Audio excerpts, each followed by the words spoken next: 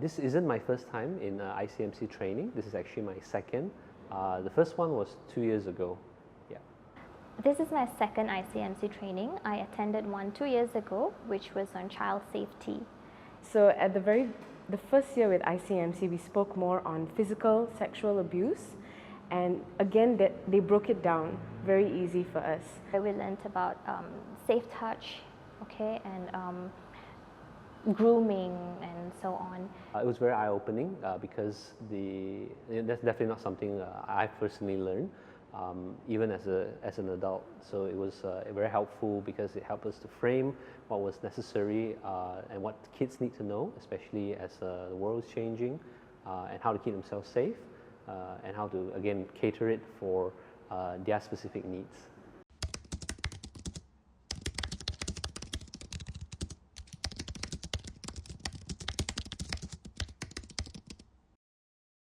The types of training that ICMC has offered is, I'm very grateful for because it's been very practical. I think taking on these really big topics, these really harder topics, and making it so ground level for us, providing materials, simplifying the jargons, is something that is very relatable for teachers. And I think moreover is providing the materials. I think the way we are taught on how to teach students on this topic, the method that is used, it's very engaging, captures attention, so we're able to retain the information that we get. And I think when we teach kids, because kids these days, I believe that they have a very short attention span, again because of social media and how things are just moving very quickly with instant gratification and so on. So when we are able to capture their attention in just short bits, I think that's very, very useful because it's very relevant and practical in today's world. I don't think it's common for any teacher to get too excited about training, but with ICMC, you come in and it's a very practical learning session. So you start with an icebreaker, and then there's an activity, and then there's a bit of theory, and everything's backed up with materials. I particularly like it when we were given something that we assume is actually normal and right, but actually it's not. So like one of the sessions, we were given a bunch of meme pictures, yeah, and we looked at it. Obviously it was funny, we were laughing, but we didn't know that actually by doing that, we have already engaged in cyberbullying.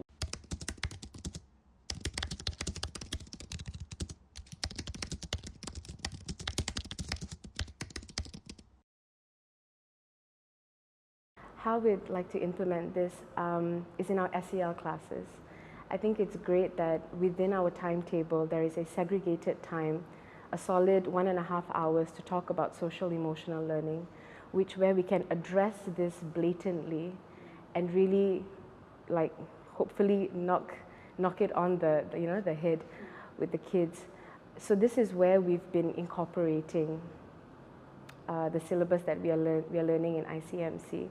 And also teaching us how to, again, address it with the students, how to talk about it without making them feel ashamed or guilty or being targeted. I think that was very helpful, so that we can help them to trust us as teachers, as educators, in order for them to report and then for us to safeguard them and educate them on how to deal with it. I think the key thing is that because we also use digital communication to teach students, the key thing is to create a safe space online for them to learn, to set clear guidelines, and mainly to educate them on what is acceptable behavior online and what is unacceptable behavior online, because everything seems acceptable and funny to them until they are a victim themselves, and we want to educate them on that. Sometimes students, they may laugh at it, or even if they're the victim, they may tend to just laugh and joke about it to have a sense of belonging, but it would still affect them on the inside, and we want our kids to understand that and to understand things from the perspective of the victim. It's all about creating a culture. So it's so great that once we teach them this, the accountability, the follow-up on that is seeing them every day, how we interact with them every day. In just being able to frame it, for example, knowing that students and students having a circle of friendship, so helping them identify people that they trust. That is definitely helpful, because with that, then we as teachers and educators know that we would want to build that trust so that the students can share with us information that we can therefore safeguard them as a school. The world that they are charting is moving so fast, right? None of us are prepared for this. And just to have ICMC training is just a little bit more help given to us to guide our way through this new journey for students and for teachers as well.